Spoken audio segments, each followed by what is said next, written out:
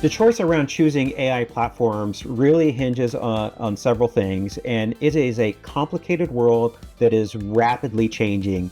I have said many times that our pace of capabilities is really nothing unlike anything we've ever seen. We are doubling in AI capabilities roughly every 4 to 6 months. So, how do you pick a platform that's good enough for now, that can withstand the changes in the future, and will enable your organization to move along the journey of sort of a crawl, walk, run approach in building your AI capabilities? And I say it really comes down to a couple of things. So, first, you have to understand the capabilities that you're looking for, and those should align to a use case. Just because platforms have certain capabilities doesn't mean those capabilities are important to you if they're not relevant to the use case that you want to implement that platform for. And I realize that sounds a little semantic, but it's not. The other thing I would say is the level of control that you need in order to be successful with that platform is hugely important.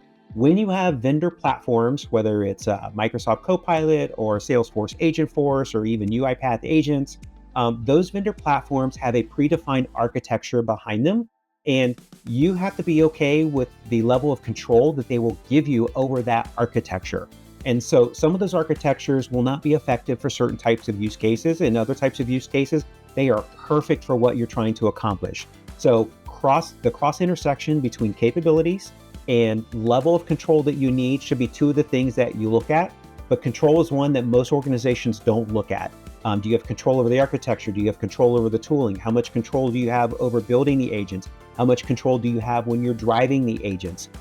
What does it look like on the observability, monitoring, and auditing side of things? All of those things together in that cross section will help you figure out what platform is right for me for this particular use case.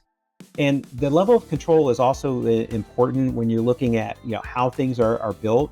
You want to know that either the vendor or you have the ability to swap out old models and old capabilities for new models and new capabilities almost instantaneously. We are seeing new capabilities drop roughly every 4 to 6 months, and when those come about, you want them on day one.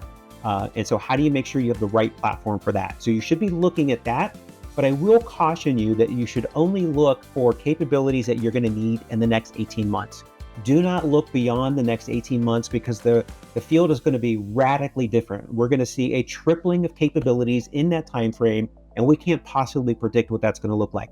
If you're looking for a platform for longevity, you actually have the wrong focus in the type of platform you need for your organization. You need to capture value now because your competitors are, your threat actors are. So you need to capture that value now while you can, but make it modular enough or with enough focus on modularity that when something new comes out, you can rapidly swap out and adopt those new capabilities.